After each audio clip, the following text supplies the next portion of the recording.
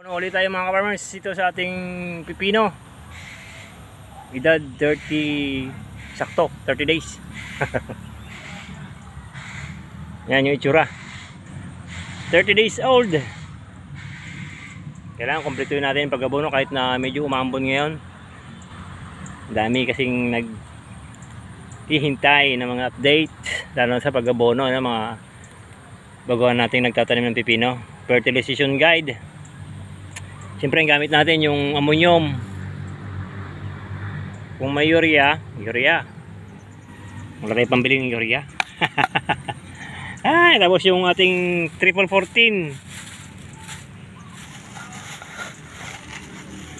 Isang lata rin na triple 14. O pwede rin chat kalahati. Hanggang doon lang ano.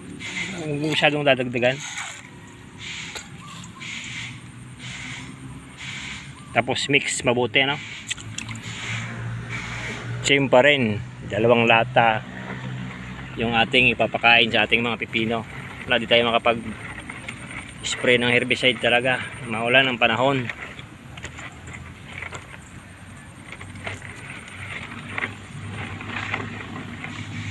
Na, ganyan. Tapos ang pakain, 1 lata pa rin. Saan ba yung lata natin isa? Yun. Yan, medyo tunaw na kasi ito eh. Ang pakain, rekta pa rin sa puno ano, 1 lata. Ayun yung puno, medyo madamo eh. Hanggang sa matapos 1 lata sa puno. Fruiting stage, paano mag-abono ng fruiting stage. Ayan oh, maganda ng mga bunga natin. Kaya pa nakapag-spray tayo ng padan dito. Tapos umulan kagabi, ayos na.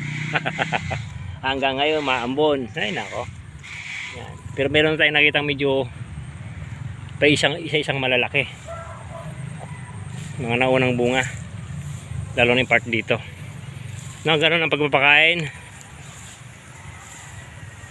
Para tuloy-tuloy yung pagbunga ni pipino, no? Every 4 days yung pag-abono.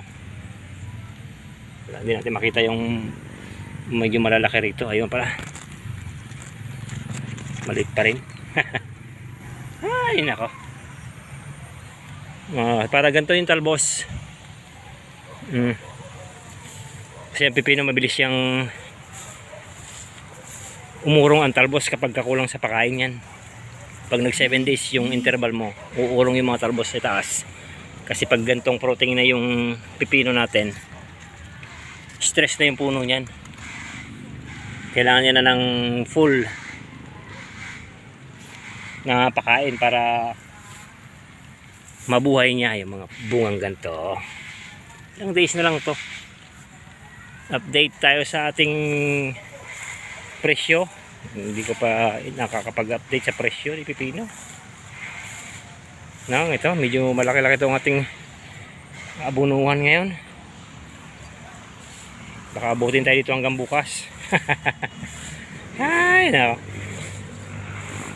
Tapos yung mga nagtatanong din sa mga yellow spot na ganyan ano. Karaniwan yung pag naulan. Fungicide. Ito, ang dami na dito pala oh. Sunod-sunod na pala rito oh. Hanggang ibaba. Tapos may malaki na. Ayan oh. Ilang days na lang to, makakapitas na tayo. Mga unang bunga talagang nabubuhay mo unang bunga. No, spray lang ng fungicide para dun sa ating mga yellow spot.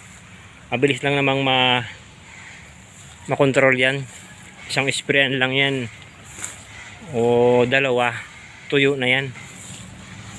No, fertilization guide tayo. 30 days old na pipino. Ganun pa rin yung pakain. Huwag mong susobrahan doon. Kasi pag sinubrahan mo yung mga unang bungang katulad nito, maglagas yan, mag-yellow yan. Tamang abono hanggang doon lang, 2 lata. Pwede naman 2 latang triple 14 kung ayaw magdagdag ng dagdag nitrogen. Dalawang latang triple 14 o complete fertilizer pwede na. Huwag ka nang magdagdag pa na kung ano-anong gaano karami. Lalo na yung higit pa doon. Kasi maluluto yan, mga mulang buwang yan, ano? Napakaganda lang guys. Maulan na, medyo maambon na. Kailangan nating tapusin yung pag-aabono. Thank you.